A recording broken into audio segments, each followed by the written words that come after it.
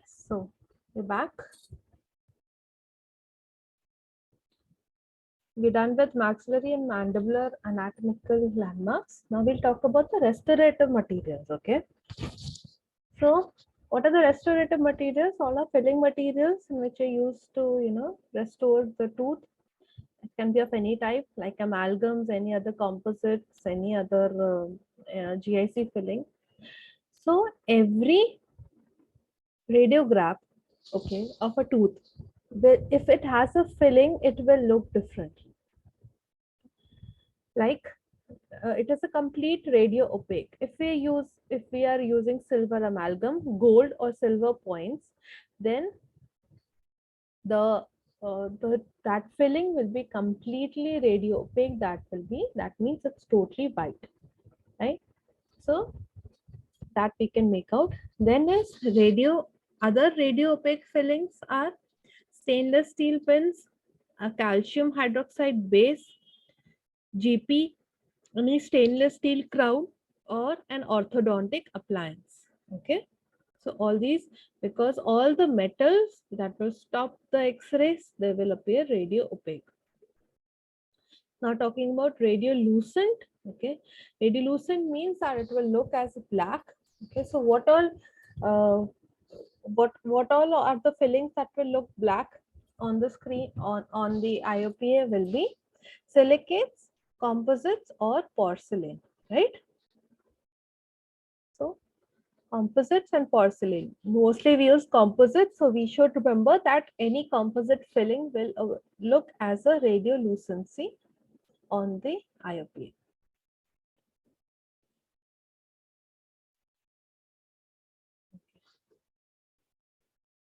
Okay.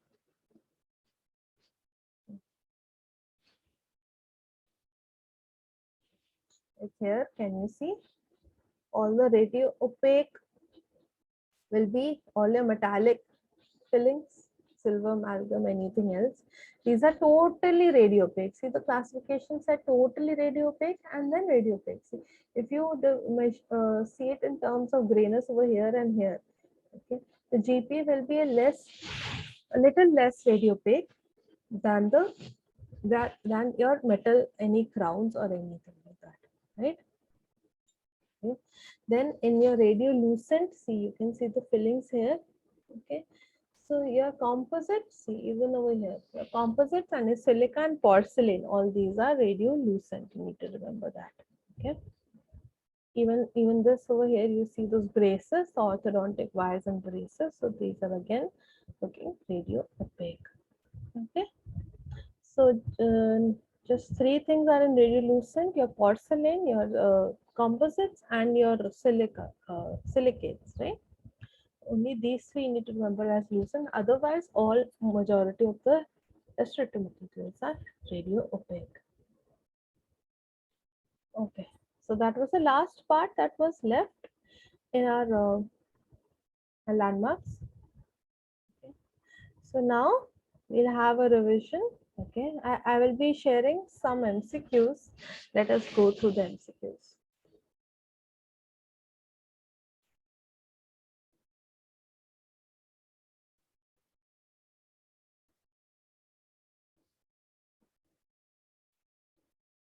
Okay.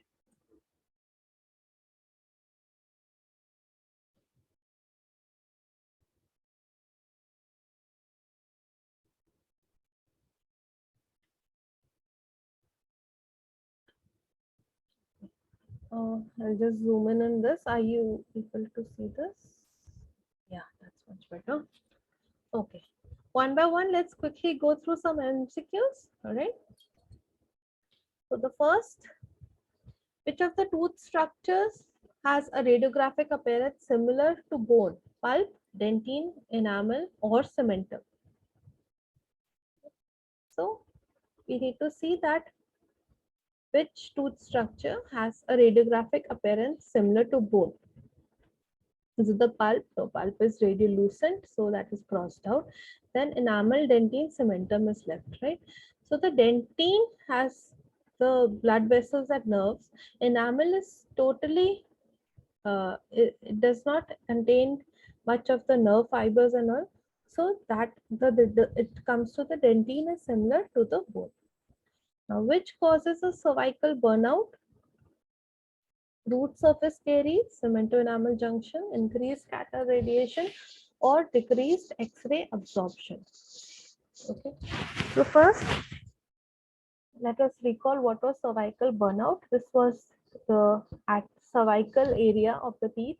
There was an appearance of root surface caries that is written, but it is not any caries. And what is it caused due to? Due to decreased X-ray absorption, right? Now third, which occurrence resembles a periapical lesion? Now let us see. It is the tapering walls of a root, divergence of a pulp canal, constriction of the pulpal walls, or dental papilla bounded by bony crypt. So it is answer is a dental papilla bounded by a bony crypt. See the fourth one. Which development occurs with the aging process? Okay. In old age, which of these you will see? Tooth trauma, no, that is not possible. Pulp obliteration, okay. Divergence of a pulp canal or deposition of secondary dentine. So with aging, pulp obliteration or divergence of a pulp canal does not make sense. It is the deposition of the secondary dentine, okay, upon the original dentine to safeguard the tooth. So the answer is fourth D. Which supporting tooth structure looks radio opaque? Now we're talking about a supporting tooth structure which looks radio opaque. So it is lamina dura, secondary dentine, periodontal ligament, or alveolar crest cortical bone. So which of these is a supporting tooth structure? The closest supporting tooth structure is radius opaque is your A, lamina dura. That is the bony lining just outside the root.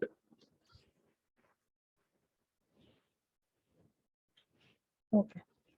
Now sixth, which best explains the normal radiographic appearance of alveolar crest cortical bone? Okay. So the normal radiographic appearance of alveolar crest, the cortical bone has the eggshell effect, cervical burnout, superimposition of nutrient canals, or more mineral than the cancerous bone. So the answer is A, the eggshell effect. Now, seventh MCQ, which describes the X-ray beam in relation to the radiographic appearance of well-defined radiopaque lamina dura. So it is attenuated as a result of cervical burnout, focused at an acute angle to lamina dura, aimed obliquely to the radiograph structure, or directed straight towards through a relatively long expanse of the structure. So you need to see that 7, it is directed straight through a relatively long expanse of a structure. So this is the X-ray beam radiographic appearance of well-defined lamina dura. Which structure appears at radio opaque outline of an extracted tooth? Okay, so after we extract the tooth, what is that white line that is left? That is your lamina dura, secondary dentine, periodontal ligament, or alveolar crest cortical bone. The outline of extracted tooth will be your lamina dura. This is the outer lining of that surface. Okay.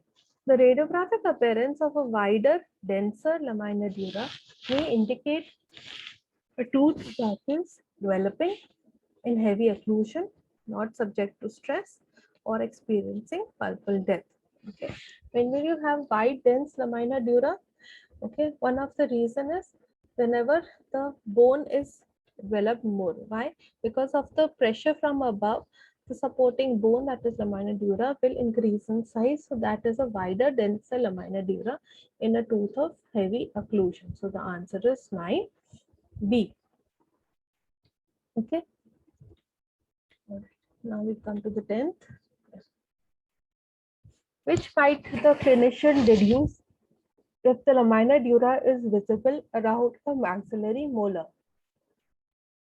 Okay.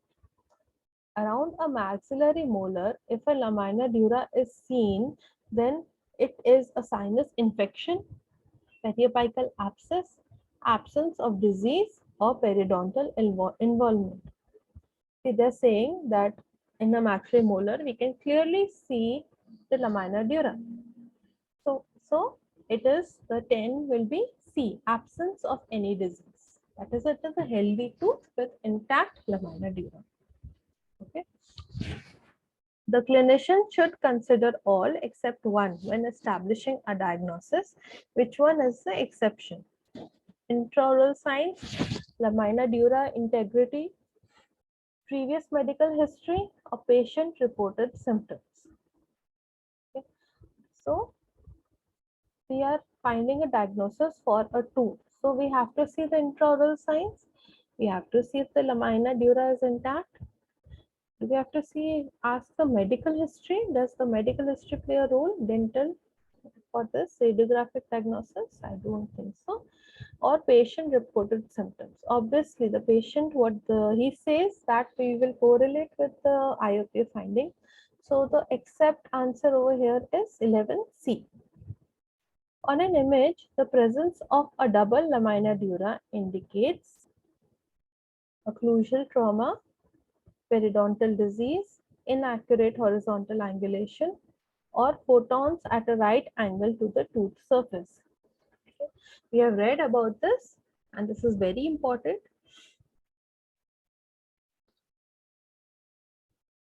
Okay, so once again, we will remember that the double lamina dura was formed in the tooth.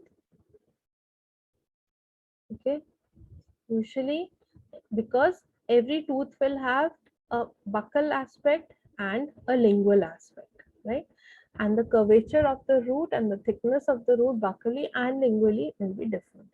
So the photons are at a right angle to the tooth structure. So because whichever tooth structure it is, buccal, lingual, so it at 90 degrees, they will hit at the tooth and they will form, whatever they form will indicate the lamina dura. So double lamina dura is always due to photons at a right angle to the tooth structure. Okay.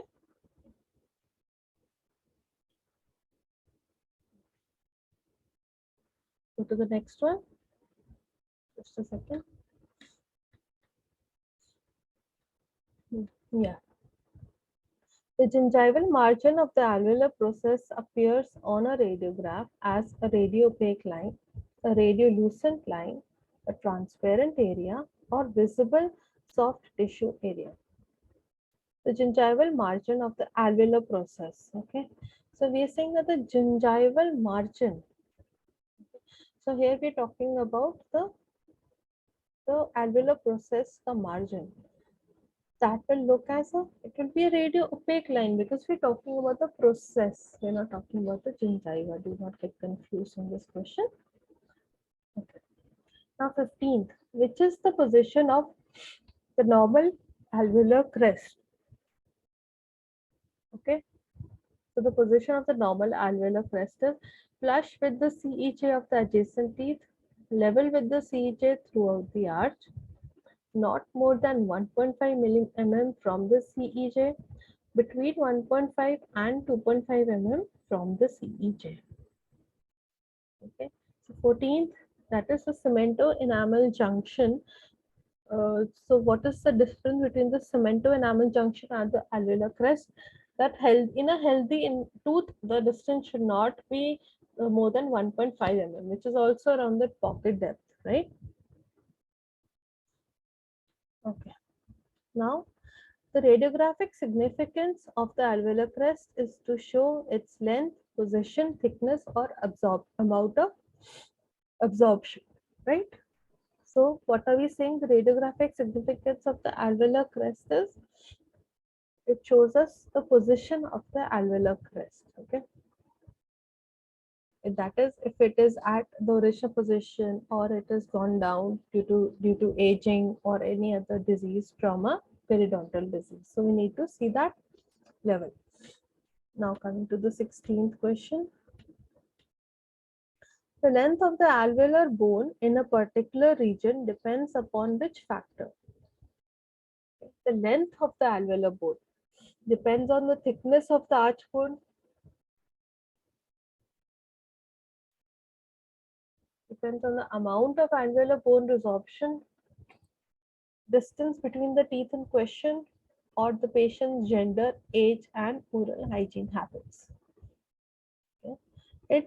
The length of the alveolar bone depends upon how far apart the teeth are placed.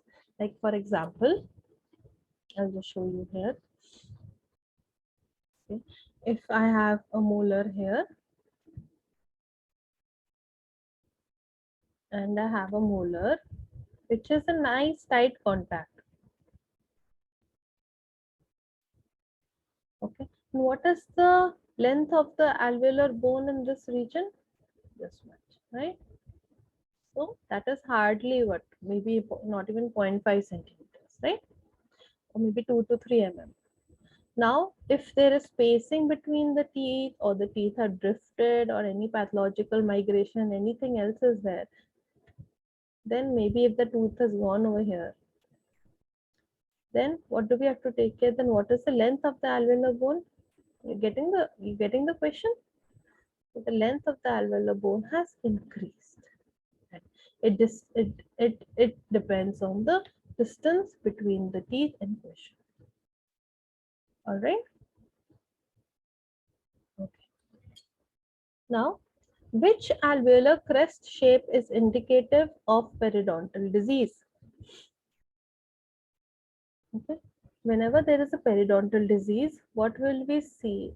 Like again, I'll just show it here. Like this is a tooth, okay, and this is another tooth, okay. And the original level of your CEJ or your alveolar crest will be like this, right? Now, if um, there is a periodontal disease, then what will happen? Point of bone between incisors, the rounding of junctions with the lamina dura, sharp angles formed as continuation with lamina dura, or flat aligned bone slightly below the CEJ of the adjacent teeth. So it is the rounding of the junctions with the lamina dura. See, it is the rounding of the junctions with the lamina dura. That is, it's starting to get a diseased. It is not firmly attached to the cervical area, so it becomes rounded, right? And then again, this becomes a pathway for the further pathogenic microbes to enter, and the disease progresses and progresses and continues, right? Okay. Now, so the answer is B, that is the rounding of junctions with the lamina dura. Now we come into 18. Okay. So the 18th one is, just a second.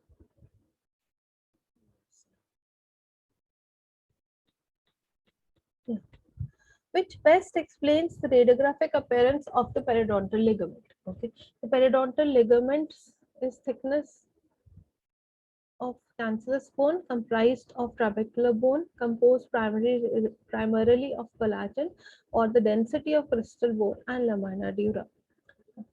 So the radiographic appearance of PDL is, it is radiolucent. So is it made up of bone? No. Periodontal ligament is made up of ligaments, right? That would be mostly of collagen. So here it is. So our answer is, it is composed primarily of collagen. That is C. Okay. Now 18th. When appraising the patient's periodontal health, the dental practitioner should examine the images and compare all except one. Which is the exception? Okay. So when we are checking the periodontal health, we should, what is the exception? He's asking exception. Symmetry, trabecular size, pulp chamber shape, or trabecular distribution. Okay. So symmetry, okay, we can see the symmetry of the on both sides of the, because in some cases like in aggressive periodontitis it will be arch shaped, or like on your sixth, so that we can compare with the other side. Okay, done. Then the trabecular size. Okay, if the trabeculae are bigger in size, that means there is some loss of minerals, so we can compare.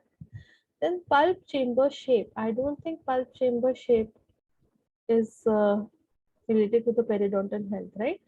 Pulp shape, chamber shape is endodontics, not perio. We talk about perio here, and trabecular distribution. So our answer will be pulp chamber shape. Now, which structure appears as a thin radiolucent line in the midline between the two portions of the premaxilla? Yes, we have done this. Okay, so can anyone tell? Between two lines of the premaxilla, we can find median suture, incisive foramen, anterior nasal spine, or floor of the nasal aperture. It is the median suture, right? Here, intermaxillary suture or the median suture. Okay. Now, the radiopaque borders of the intermaxillary suture are formed by PDL of the incisor, the cortical bone of the maxilla, inferior end of the nasal septum, or the midline between two premaxillars. Okay, so that it is formed by the cortical bone of the maxilla. It has no relation with the PDL, the nasal septum, or the midline. So it's the cortical bone of the maxilla. Now, the radiolucent area superior to apices of maxillary central incisor is called, they are saying that central incisors के ऊपर एक अगर एक radiolucency है, then what is it? So it is the inferior portion of the nasal cavity. Okay, that is the radiolucency over here. Okay. Which reason best explains why the image shadow of the septum may appear wider than expected? Okay. Because of the curvature of the face, deviation of the septum from the midline, superimposition of the septal cartilage and the vomer bone, or deceptive radiographic imaging due to the eggshell effect. Okay. So this is due to the septal cartilage is here, okay, and behind that there is a vomer bone. So when we are taking an X-ray, so the vomer bone and the septal cartilage are superimposed, so it becomes wider than expected. The nasal cavity and or the floor of the nasal cavity may be visible in all maxillary images except one, which is the exception. See, they are saying कि इनमें से which all you can see the nasal cavity. So we will start molars. Can you see the nasal cavity when you take a molar X-ray? I don't think so. When you take for canine, can you see? Yes, definitely. Here it is. Incisors, yes, definitely. Premolars, yes, somewhat. Okay. So definitely not for molars. So that is the exception. That is the answer is A, 24A. Okay. Now 25, the incisive foramen is the oral terminus of the lateral fossa, maxillary sinus, nasopalatine canal, or the nasolacrimal canal. Okay, so the incisive foramen is the oral terminus of the nasopalatine canal, that is opening behind the incisors of the incisor, at the apex of the incisors. If a diffuse radiolucent area is visible near the apex of the lateral incisor, but the lamina dura around the incisor is intact, then which is most likely? Okay, they're saying at the apex of the lateral incisor, you can see a radiolucency, but the lamina dura is intact. Okay. So before this, we have spoken that lamina dura is the outer layer of the bone that surrounds the tooth, right? Now, In case of any disease, if the tooth is infected, if there's caries, then first changes will occur in the tooth.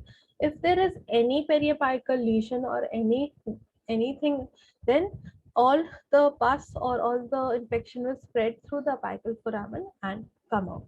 So when it comes out, so it will destroy the lamina dura. Wait, let me just make it for you.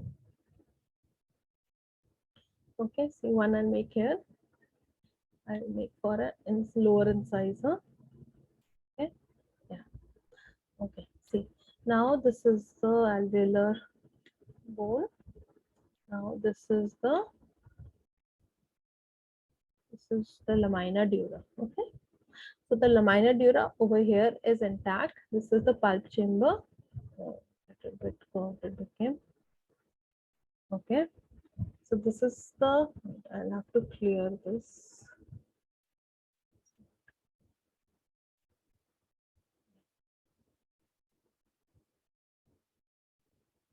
Okay. So this is our pulp chamber, right? Here it is, like this. So first of all, if we have a caries, then the caries will be like this, which can be filled. If it comes more and gets till the pulp, then the pulp is infected, right? Now, when it starts coming out from the apex at over here, then it will cause some abscess or some cyst-like thing over here. So, but so that is, this is the lamina dura is not intact. That is, it is disrupted or it's broken, right? And it here we are saying that whenever it is intact, so it cannot be an abscess, it cannot be a cyst. Okay. Now we have two things: lateral fossa or the incisive foramen. We spoke about the incisive foramen. This will not be at your lateral incisor. So what was lateral to your lateral incisor? It was a lateral fossa. So that is our answer. Okay. So seeing this is the lamina dura should be intact. If it is, you can trace out the lamina dura, the tooth is healthy, then it's no cyst or abscess. If you cannot, then it can be a cyst. Okay. Okay. Let me just clear this. Okay. Which soft tissue is frequently visible in images of the maxillary central and the lateral incisors?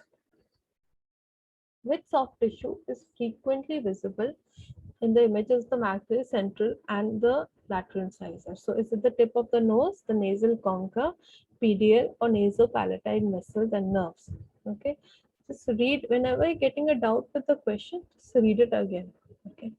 So we are saying that which soft tissue is visible. तो यहाँ पर कौन सा soft tissue है पास? The tip of the nose. So the answer will be 27A, tip of the nose. Okay.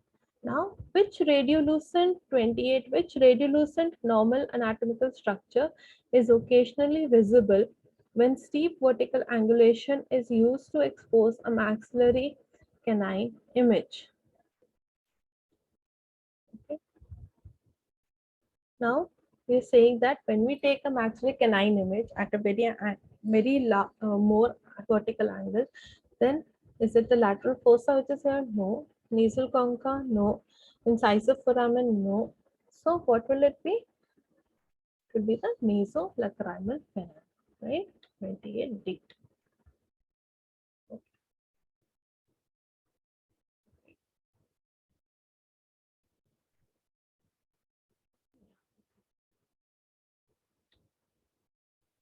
Let's clear this. Okay. So the last two questions over here, 29 and 30. Okay. So let's go for 29. Which structures forms an inverted Y shape in the canine images? So this we have done very nicely. Where was the Y shape, Y line? It was at above your canine. And what was it formed for? From this and this. What was these two structures? This was your nasal fossa.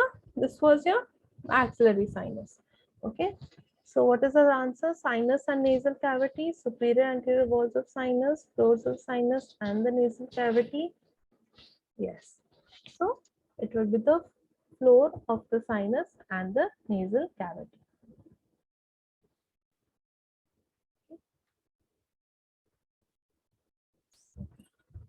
Now the last question. Which circumstance, okay, which circumstance would result in extension of the floor of the sinus to the alveolar ridge? Infection, occlusal trauma, loss of posterior teeth, or delicate maxillary bone. Okay, in what due to what reason can the floor of the sinus reach to the alveolar ridge? We have spoken about this also. Infection, no. Occlusal trauma, no. The loss of the posterior teeth, yes. Okay. So when the posterior teeth are lost, so the alveolar bone starts resorbing, the alveolar ridge is resorbed, and by resorption, it will come up and it will touch the, it will come up to the sinus. Like if this is the sinus floor and this is the alveolar ridge in a healthy tooth. Okay, so if we remove this tooth, if this tooth is extracted, then after some time, this bone will get resorbed and it will come like this. Okay, and where the teeth are intact, that area the alveolar bone will remain intact. Where there are no teeth, then the alveolar bone will also get resorbed. Right? So that is the appearance. All right.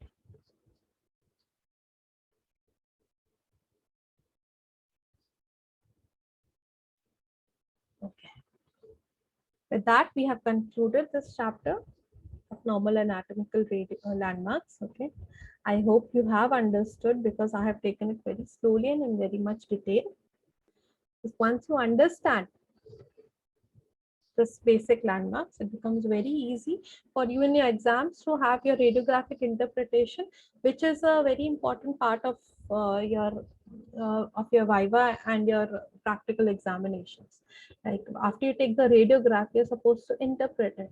So you will be telling about first what are the landmarks, and then secondly you will be telling the faults, and you will be telling what is the pathology over here. So that is why you cannot know the pathology without knowing the landmarks. I hope I have made myself very clear with this, and I hope you people uh, benefit from this. Okay, I'll be ending the session. Thank you so much. Have a good day.